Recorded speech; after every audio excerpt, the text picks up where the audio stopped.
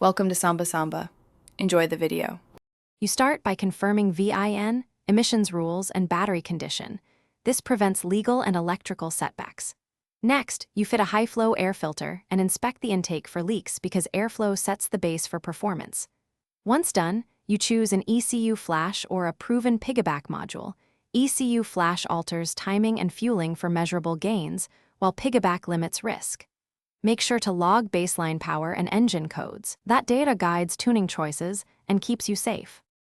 Now you move into the detailed work.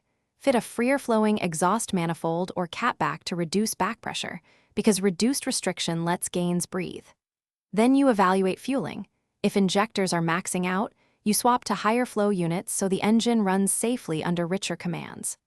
Once hardware is in place, tune ignition timing and boost maps incrementally. Small steps prevent knock and stress. Use data logging after every pass to verify air-fuel ratio, knock levels, and temperature. Finish by validating the whole system on the road and ideally on a dyno so you can confirm power, drivability, and temperatures.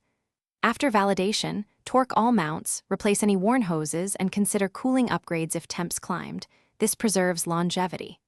Once complete, reset learned maps if needed and run a full diagnostic scan. If something fails, read stored codes, note conditions, clear the code. Then recreate the fault. This isolates intermittent issues and points you to the exact failing component. Thanks for watching. Consider subscribing if we helped you.